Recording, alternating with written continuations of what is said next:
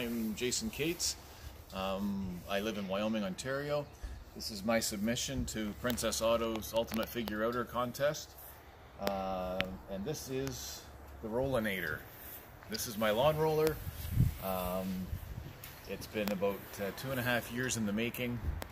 And basically I'll run through how it operates and give you some more details on it. It mainly consists of two roller drums. Front one 30-inch, back one's 20-inch. I work for a pipeline company in Sarnia, and once in a while they sell off some scrap piping, and I was able to buy some scrap pipeline pipe and weld some ends in it and use them for rollers, and started making this roller. Basically how it works, I've got a 12-horse Briggs & Stratton engine, which in turn runs a hydraulic pump.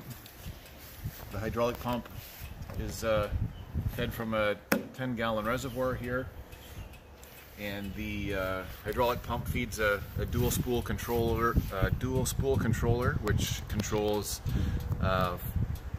left and right, forward and reverse. The forward and reverse is run by a motor on the side, hydraulic motor. The hydraulic motor runs a large sprocket on the side here, and that's what controls the forward and reverse motion. And the steering is controlled by this cylinder back here. And as you saw in the video, the steering pulls in left or right that way. And you probably weren't able to see on this lawn because it's fairly flat, but there's also a feature built in where the two rollers can independently turn this way to compensate for rolls in the lawn, and that pivot happens in here. So the steering pivot is here, the back pivot for the roller up and down is this way. A couple of the issues that I had in designing it, I'll run over with you as well.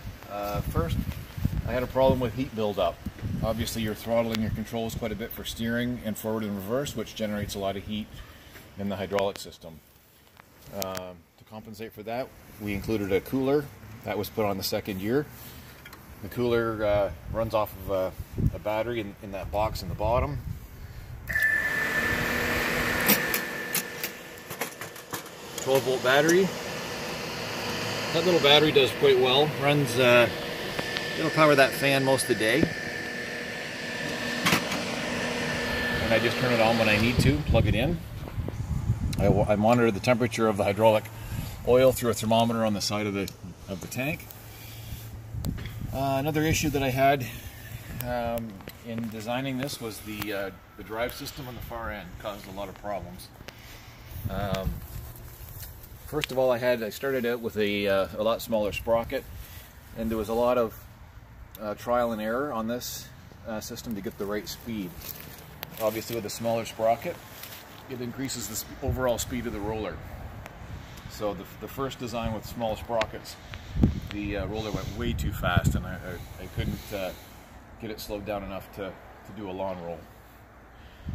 So I ended up having to get the biggest 50 series chain sprocket I could find, and that gave me the speed that was appropriate for lawn rolling. The other problem I had is I initially just used welded on hubs for this sprocket to the shaft, and my weld on hubs would consistently crack and break along the welds. There's an enormous amount of torque on this sprocket in the shaft to drive this drum. When the roller is full with both drums front and back with water, it's over 2,000 pounds with me on it. So to come up with a solution for the cracking hubs, we were able to source this stainless steel hub off of a scrap piece of equipment and cut it down and made it an interference fit to the main shaft, because that was another issue on the weld-on hubs, is it would eventually work away at the key and would shear off on the key and wreck the shaft. Excuse me. One of the other issues that I had initially, as you'll see by some of the pictures in my submission, is when I first designed it, I basically duplicated this frame here on the back, which in turn would move this roller back quite a bit. and it made the roller a lot longer. So to make the steering work the way I wanted it, and to be able to turn nice and short to get into small lawns like this and maneuver properly, we ended up getting rid of the back X-frame on the back roller and just moving it right up and pivoting it off the center here. And that has worked really well.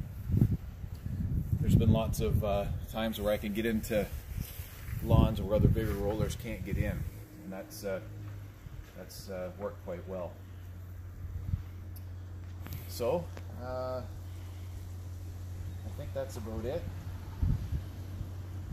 The contest is beginning on the next week, so I'm asking you to vote for my project, vote for the Rollinator.